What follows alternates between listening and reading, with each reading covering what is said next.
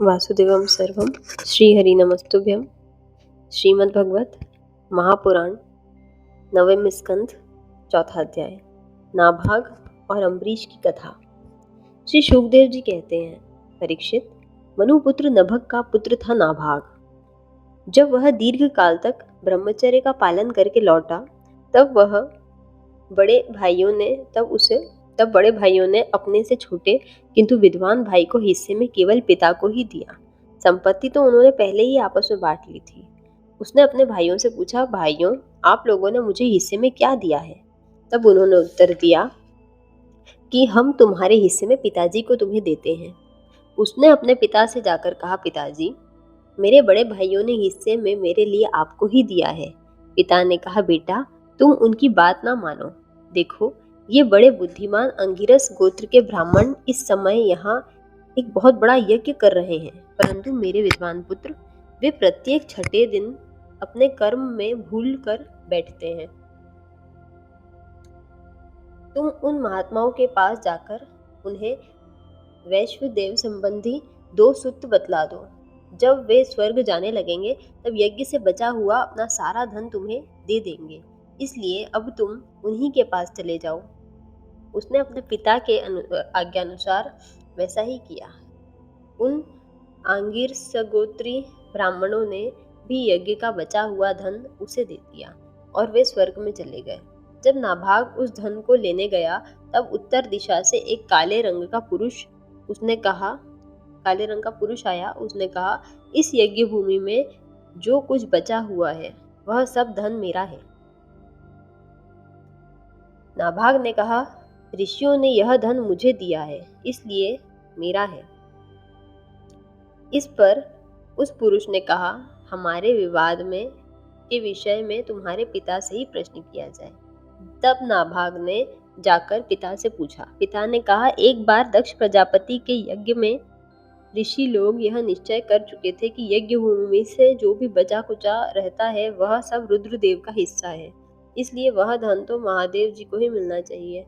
नाभाग ने जाकर उस काले रंग के पुरुष रुद्र भगवान को प्रणाम किया और कहा कि प्रभु, यज्ञ भूमि की सभी वस्तुएं आपकी है। मेरे पिता ने भी ऐसा ही कहा है। भगवान, मुझसे अपराध हुआ है, मैं सिर झुकाकर आपसे क्षमा मांगता हूँ। तब भगवान रुद्र ने कहा, तुम्हारे पिता ने धर्म के अनुकूल निर्णय दिया है और तुमने भी मुझसे सत्य ही कहा है। तुम वेदों का अर्थ तो पहले से ही जानते हो। अब मैं तुम्हें सनातन ब्रह्म तत्व का ज्ञान देता हूँ। यहाँ यज्ञ में बचा हुआ मेरा जो अंश है, यह धन भी मैं तुम्हें ही दे रहा हूँ। तुम इसे स्वीकार करो। इतना कहकर सत्य प्रेमी भगवान रुद्र अंतर्धान हो गए। जो मनुष्य प्रातः और सायंकाल एकाग्र चित्त से इस आख्यान का स्मरण करता है, वह प्रतिभाशाली एवं वेदज्ञ तो होता ही है, साथ ही अपने स्वरूप को भी जान लेता है। नाभाग के पुत्र हुए अम्बरीश, वे भगवान के बड़े प्रेमी और उदार धर्मात्मा थे। जो ब्रह्म शाप कभी नहीं रोका जा सका, वह भी अम्बरीश का स्पर्श न कर सका। राजा परीक्षित ने पूछा, भगवान, मैं परम ज्ञानी राजर्षि अम्बरीश का चरित्र सुनना चाहता हूँ। ब्राह्मण ने क्रोधित होकर उन्हें ऐसा दंड दिया जो किसी प्रकार टाला नहीं जा सकता, क्योंकि वह भी उनका कुछ नहीं बिगाड़ सका। श्री शुकदेव जी ने कहा, परीक्षित, अम्बरीश बड़े भाग्यवान थे। पृथ्वी के 7 द्वीप, अचल संपत्ति और अतुलनीय ऐश्वर्य उनको प्राप्त था। यद्यपि ये सब साधारण मनुष्यों के लिए अत्यंत दुर्लभ वस्तुएं हैं, फिर भी वे इन्हें स्वप्न तुल्य समझते थे, क्योंकि वे जानते थे कि जिस धन वैभव के लोभ में पड़कर मनुष्य घोर नरक में जाता है, वह केवल 4 दिन की चांदनी है। उसका दीपक तो बुझा बुझाया है। भगवान श्री कृष्ण में और उनके प्रेमी साधुओं में उनका परम प्रेम था।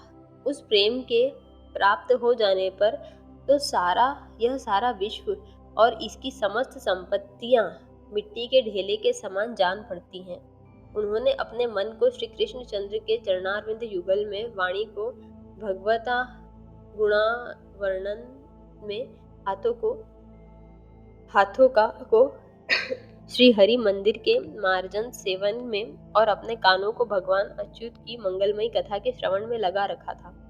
उन्होंने अपने नेत्र मुकुंद मूर्ति एवं मंदिरों के दर्शनों में अंग संग भगवत भक्तों को शरीर स्पर्श से नासिका उनके चरण कमलों पर चढ़ी श्रीमती तुलसी के दिव्य गंध में और रसना जिह्वा को भगवान के प्रति अर्पित नैवेद्य प्रसाद में संलग्न कर दिया था।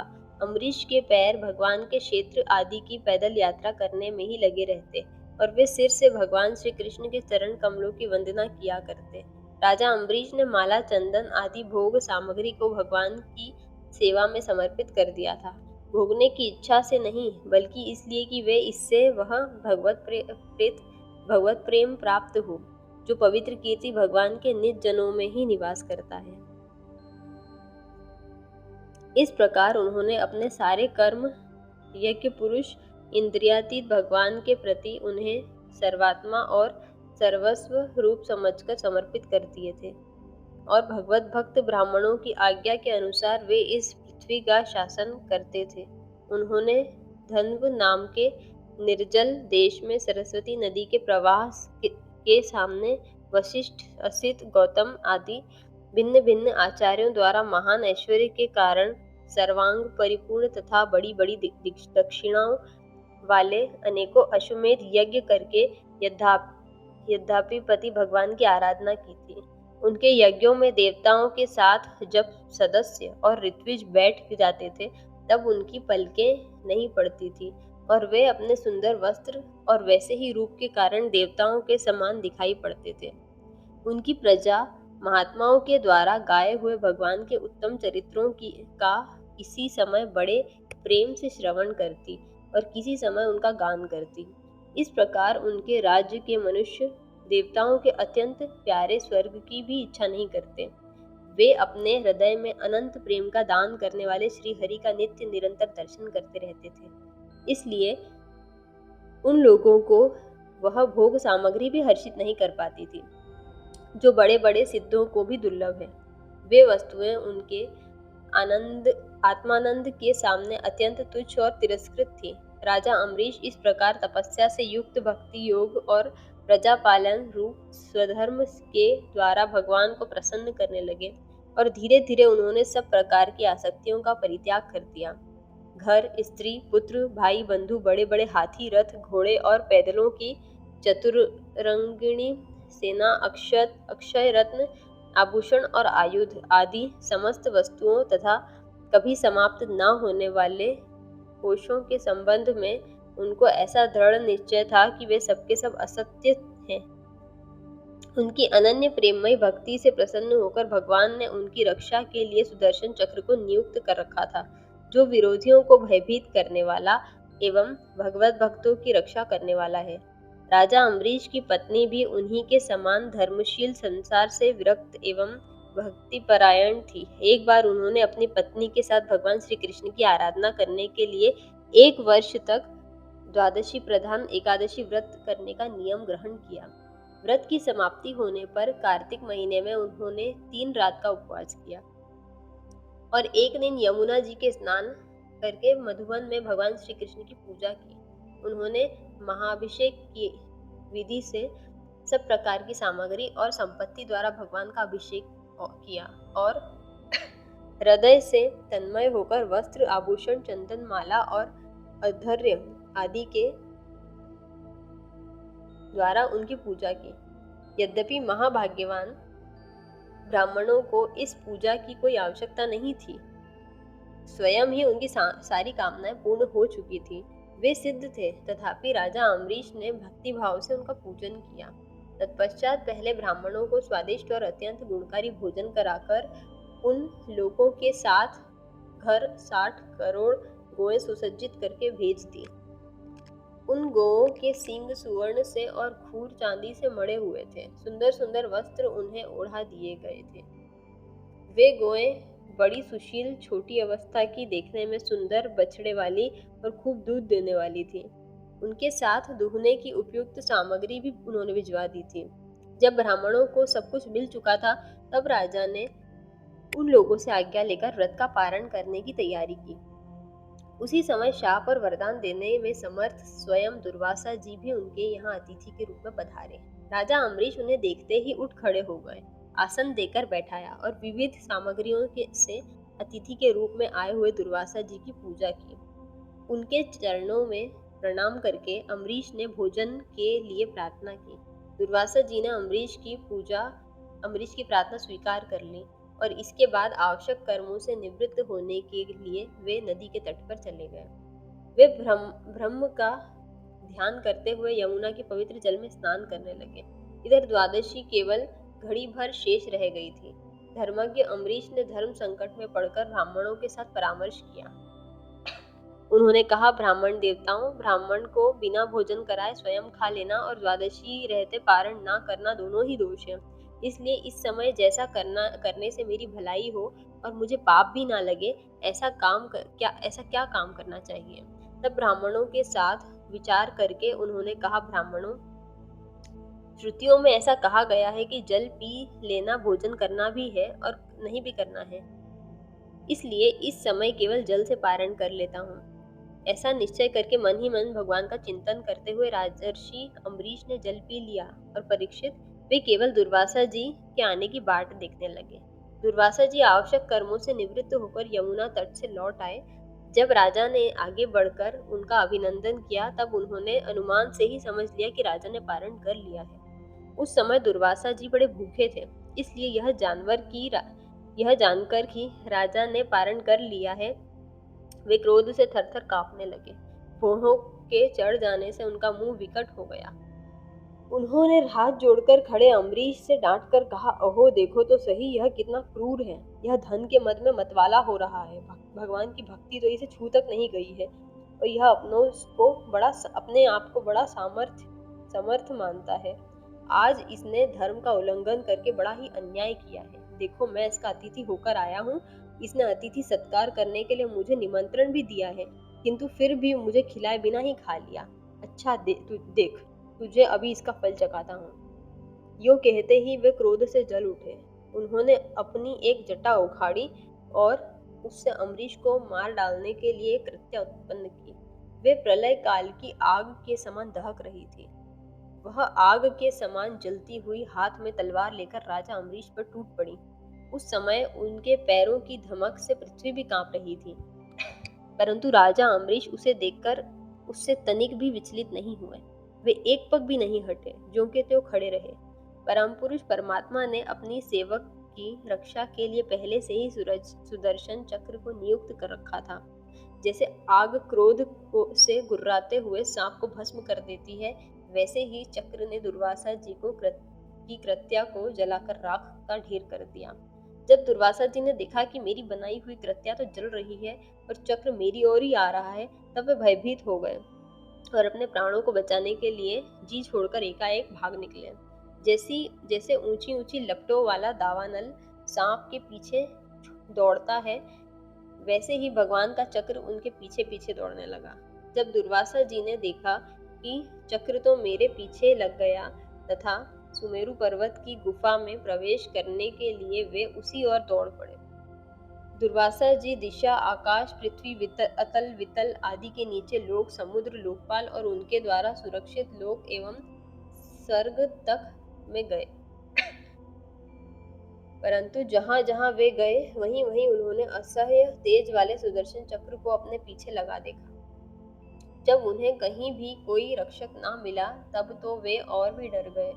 अपने लिए त्राण ढूंढते हुए वे देव शिरोमणि ब्रह्मा जी के पास गए और बोले, ब्रह्मा जी, आप स्वयंभू हैं।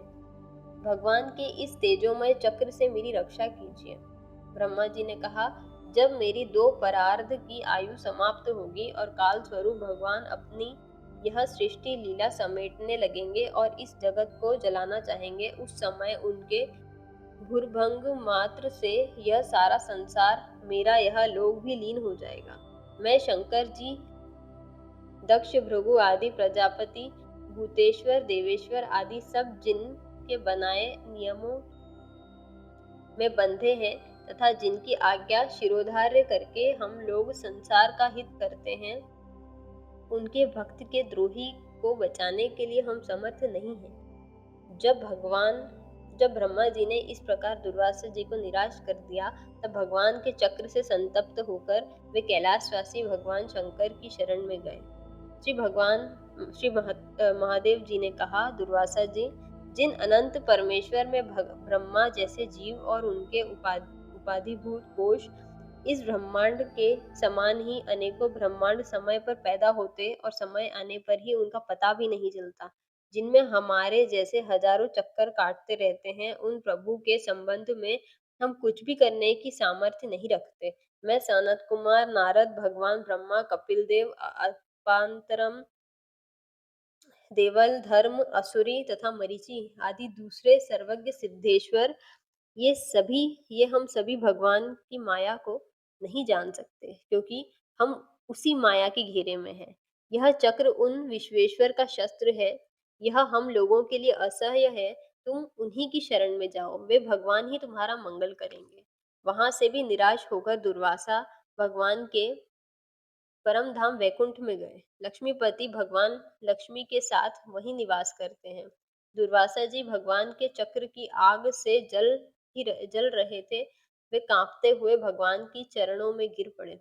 उन्होंने कहा, हे अच्युत, हे अनंत, आप संतों के एकमात्र वांछित है प्रभु, विश्व के जीवन दाता, मैं अपराधी हूँ, आप मेरी रक्षा कीजिए। आपका परम प्रभाव न जानने के कारण ही मैंने आपके प्यारे भक्त का अपराध किया है।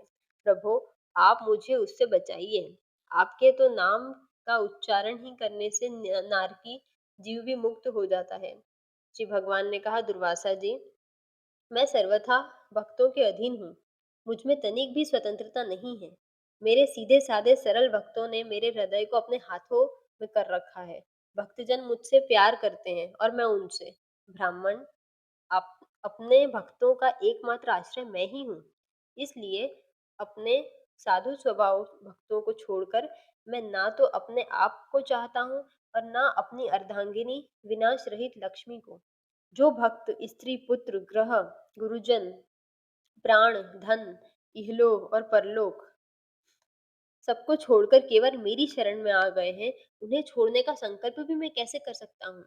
जैसे सती स्त्री अपने पतिव्रत्य से सदाचारी पति को वश में कर लेती है, वैसे ही मेरे साथ अपने हृदय को प्रेम बंधन से बांध रखने वाले समदर्शी साधु भक्ति के द्वारा मुझे अपने वश में कर लेते हैं। मेरे अनन्य प्रेमी भक्त सेवा से ही अपने को परिपूर्ण कृतकृत्य मानते हैं। मेरी सेवा से फलस्वरूप जब उन्हें सालोक्य, सारूप्य आदि मुक्तियां प्राप्त होती हैं, तब वे उन्हें भी स्वीकार करना नहीं चाहते। फिर समय के फेर से नष्ट हो जाने वाली वस्तुओं की तो बात ही क्या है? दुर्वासा जी, मैं आपसे और क्या ही कहूँ। मेरे प्रेमी भक्त तो मेरे हृदय हैं और उन प्रेमी भक्तों का हृदय स्वयं मैं हूँ। वे मेरे अतिरिक्त और कुछ नहीं जानते तथा वे उनके अतिरिक्त और कुछ भी न- नहीं और मैं उनके अतिरिक्त और कुछ भी नहीं जानता। दुर्वासा जी, सुनिए, मैं आपको एक उपाय बताता हूँ, जिससे जिसका अनिष्ट करने से आपको इस विपत्ति में पड़ना पड़ा है। आप उसी के पास जाइए। निरपराध साधुओं के अनिष्ट की चेष्टा से अनिष्ट करने वाले का ही अमंगल होता है। निरपराध साधुओं के अनिष्ट की चेष्टा से अनिष्ट करने वाले का ही अमंगल होता है। इसमें संदेह नहीं कि ब्राह्मणों के लिए तपस्या और विद्या परम कल्याण के साधन है। परंतु यदि ब्राह्मण उद्दंड और अन्यायी हो जाए, तो वे ही दोनों उल्टा फल देने लगते हैं। दुर्वासा जी, आपका कल्याण हो। आप नाभाग नंदन परम भाग्यशाली राजा अम्बरीश के पास जाइए और उनसे क्षमा मांगिए, तब आपको शांति मिलेगी। हरिओम तत्सत। ओम परमात्मने नमः। नवम स्कंद चौथा अध्याय समाप्त।